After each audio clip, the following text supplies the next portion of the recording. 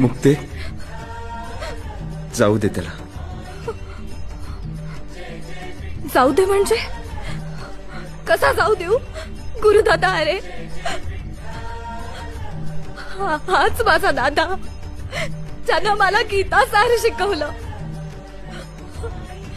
हाच माझा दादा